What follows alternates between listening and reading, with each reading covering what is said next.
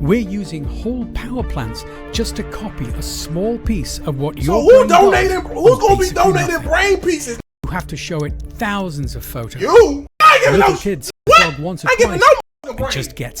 I feel like 100+ years from now, bro, gonna be fighting over my brain like they was fighting over Albert Einstein brain. I stream on Twitch every damn day. Link in description. What the f? We're not ready for biocomputing.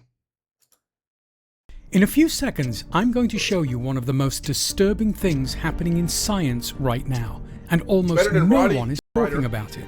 That's why we made this video.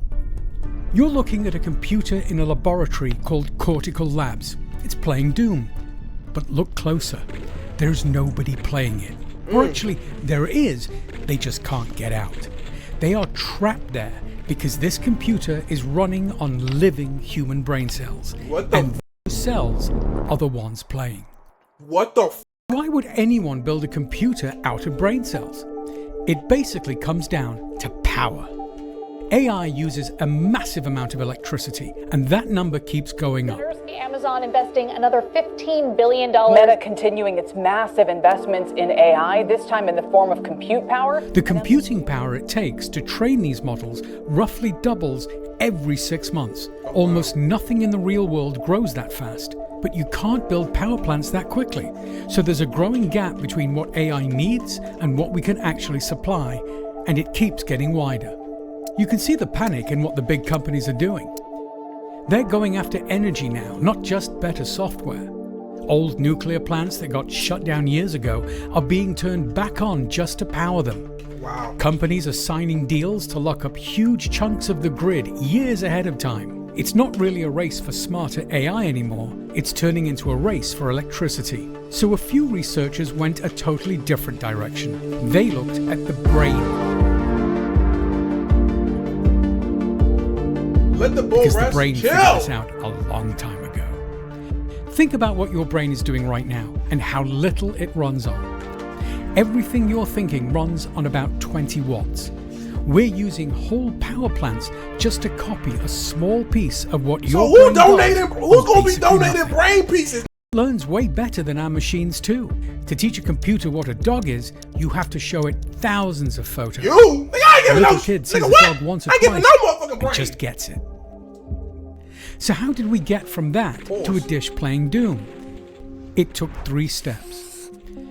Back in 2008, researchers grew a sheet of rat neurons and hooked it up to a little robot. Bro, my brain too intact, bro. Like, I feel like 100+ years from now, bro, niggas gonna be fighting over my brain like they was fighting over Albert Einstein brain.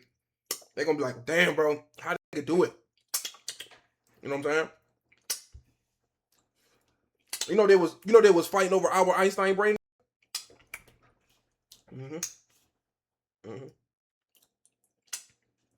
We good off your brain. Cause he's smart. And what am I? Big black ass spot where your ADHD lives. Fries your life. What's 12 times 11? Stop asking shit that don't matter, bro. Who give a fuck about math in 2026? Suck my dick. And the cells actually drove it around. It sounds bigger than it was. The neurons just sat flat on a grid of electrodes and connected to their neighbors. That was pretty much it. This was nowhere near a real brain. And it wasn't even the first time someone had wired living tissue to a machine. One team even did it with the brain of a lamprey. The footage always looked a little like a horror movie. And from the start, people had one real doubt. Were the cells actually driving, or was the computer just taking their random signals and making it look that way? Keep that question in mind. Bro, if AI not going corrupt anytime soon, I feel like a biocomputer definitely going to go corrupt, bro. This is a human brain, bro. And back to it. The second step came in 2013. A scientist named Shinya Yamanaka showed you could reset a grown-up cell all the way back to the start. He found 4 proteins that turn a regular cell into a blank, brand new one. And from there, you can turn it into almost anything, including a neuron. That was huge. It meant you didn't have to take neurons out of a brain anymore. You could just take a bit of skin and grow them. There was another big step too. If you grow neurons on a flat dish, they only connect to the ones right next to them. But if you let them grow in 3D, they start to organize on their own.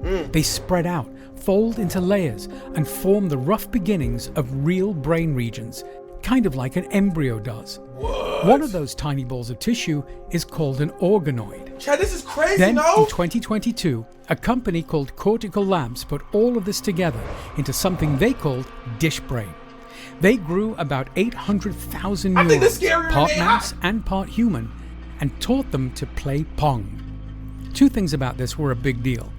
First, a dish of cells was actually working toward a goal.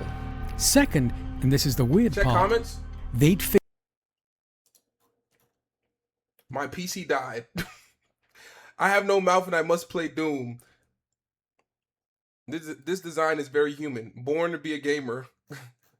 figured out how to teach it. They could ask the cells a question and get an answer back. You're not supposed to be able to do that to a blob of tissue in a dish. So how do you teach a neuron? Bro, if that, you can't give if it that thing can learn, bro, like, bro, I feel like it can create its own conscience. You feel me? Like, AI, I don't know. I feel like, bro, this thing is alive and it's able to learn. I feel like it definitely can create this. This is definitely scarier than AI, bro. I feel like it can definitely create its own conscience, bro. tree. So they used a basic fact about neurons. It's literally just Ultron. They hate chaos. If you give them a signal they can't predict, it stresses them out. So the setup was simple and kind of mean. When they missed the ball, they got hit with scrambled, random noise. Wow. When they hit it back, the signal went calm and steady. So they The abusing neurons these things have into no idea what Pong nah. is. They're not Nigga, we about to playing be in an iRobot. We about to be in an iRobot segment in the next 30 years, nigga. to win. They torturing them into learning. They're just trying to make the chaos stop. And they didn't pick that method at random. They based it on an idea of the free energy principle. What the fuck? Basically, it says every living thing is always trying to avoid surprises and keep its world predictable. Because being surprised usually means something's wrong. So that urge to calm things down isn't something the scientists added. It might be the most basic thing a living cell does. But there's a big catch. We can grow brain tissue in 3D, and we can talk to living neurons. We just can't do both at the same time yet. So in order to talk to them, DishBrain had to keep the cells flat because the chip that reads them is a flat grid. If you put a round organoid on it, you only touch the bottom layer. So that means that they had to technically flat- that means like these things could be learning some shit, and these researchers probably don't even know, because the chip reader only read what they got while they flat, nigga.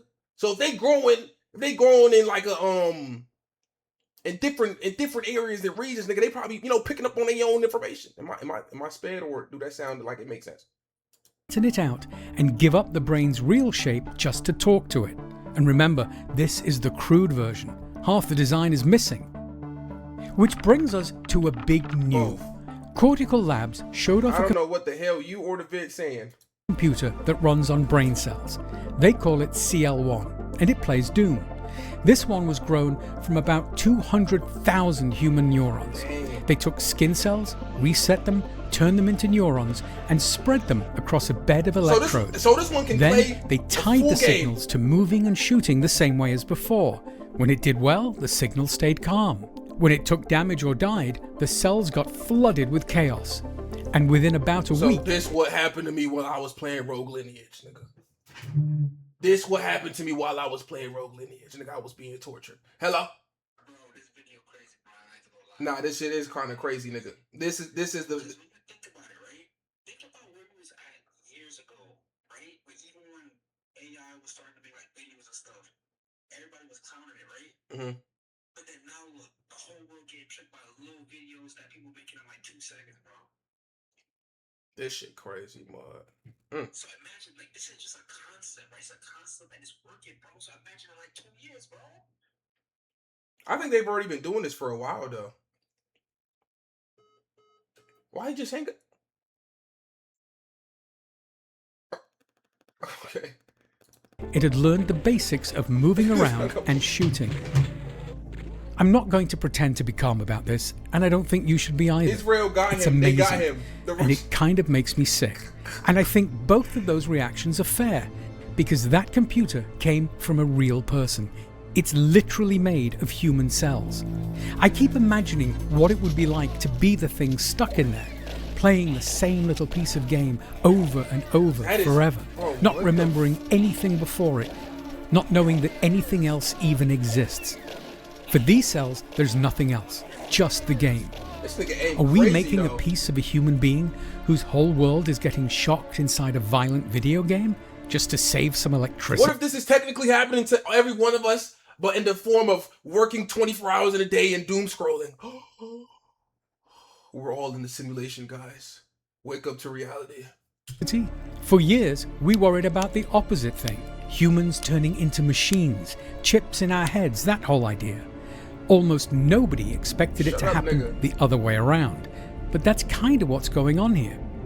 Now, to be fair, there was a big backlash to all of this, and it was kind of fair. When Cortical Labs published the Pong word, the title used a heavy word. It said the neurons showed sentience. Normally, that word means someone's in there having an experience. But the scientists meant it in a really narrow, technical way. Basically, anyway, the story blew up, and a lot of scientists were angry too. About 30 of them signed a letter saying the company had twisted the word just to get headlines and oversold the whole thing to help the business. Their worry was pretty practical. Too much hype leads to backlash, and enough backlash could shut down a young field like this. And this research really matters. Scientists use these same cells to build living models of human diseases. They can watch how a disease develops and test drugs on tissue that's way closer to ours than a mouse's. That could save real lives and replace a lot of animal testing. It would be a real loss if a stunt with Pong and Doom dragged it all down. Doom really was kind of a stunt. The audience asked for it, and it made great marketing. But it brings us right back to that doubt from 2008. Is the brain really playing, or is the computer just cleaning up random noise and making it look good? Almost 20 years later, we can finally check. The developer behind the demo, who goes by Sean Call, released the code so anyone can read it. Oh, wow. And what's inside is not just a brain in a box. There are 3 parts. First, a normal these computer cells chip. need like some sort of hydration to stay alive too, though? Like, how do they keep them? I mean, they probably figured out all those loopholes and stuff like that. Running an AI that watches the game and decides when to reward and when to punish. Second, the 200,000 human neurons. And third, a translator in the middle passing messages both ways. Here's the uncomfortable part. Almost all of the actual smarts are on the chip, not in the cells.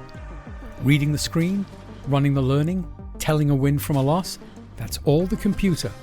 The developer was even worried his AI would get so good it wouldn't need the neurons at all. So he ran a simple test. He took the cells out and replaced them with pure random noise. And the learning just stopped. So the neurons are doing something real, even if it's a small part. So the truth is somewhere in the middle. It's not a brain playing on its own, but the cells aren't just for show either. It's mostly a normal computer doing the work, with living cells adding a small but real piece. That's where we are today. And here's where I think it goes next. I don't think that small biological parts stay small. Labs all over are racing to grow this tissue in full 3D and connect to it properly. And it's already turning into a business, a huge business. A Swiss company called Final Spark rents out living human neurons over the internet. You pay a monthly fee, log in from anywhere in the world, and run experiments on 16... Wait, hold on. So you saying I just gotta chop off some skin, mail it to these niggas, I get the bag? Hold on, that don't sound too bad. Tiny human mini brains that they keep alive in their lab. They're selling nigga And their brains? whole pitch is the same thing we started with: energy. They say these living chips can run on up to 1 million times less power than a normal one. So this weird one-off experiment is basically becoming a product you can subscribe to. Oh, wow. And I believe sooner or later, someone's going to connect a full 3D mini brain and close that last gap. But let's go back to that Doom machine for a second.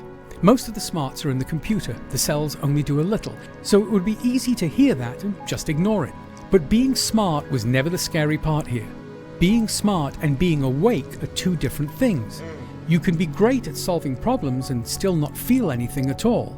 So the real question isn't whether those cells are clever, it's whether anyone's actually in there. And it turns out being able to feel might not need a big smart brain at all. A renowned neuroscientist, Mark Solms, argues almost the opposite of what we were taught. Solms says feeling isn't something that sits on top of intelligence. True. The games they are trained to play is about straight shooting, nigga. Oh, son. Yeah. He thinks it comes first, underneath everything else, and that it comes straight out of the basic drive to stay alive. Think about what came first in evolution. It wasn't logic or language. The earliest living things weren't solving anything. If them motherfuckers escape their matrix that they in right now, they ain't gonna have zero empathy, nigga. They gonna see a human fucking Swiss cheese and without a second thought, bro. They were just doing something much simpler and older, moving toward what kept them alive and away from what didn't. So something like feeling was already around long before thinking showed up. 100%. Now think. Wait, these are literal super soldiers. They were trained to never miss a shot. Trained that they will be punished if they take damage, so they will be elusive. If they find a host, nigga, we might have an actual fucking Orochimaru / Sukuna situation. If these motherfuckers find a host and find a way to hijack human bodies, yo, this could be the next zombie apocalypse, nigga. The motherfucker gonna be elusive as fuck, unmatched aim, no empathy. Yo, this is a tough movie idea, low-key it is. Back to how these cells get trained. Chaos when they fail, calm when they succeed. That's the free energy principle again. That same drive every living thing has to avoid surprise and keep itself steady. And if Solms is right, nigga, you trying to say I'm incompatible to be a host, nigga?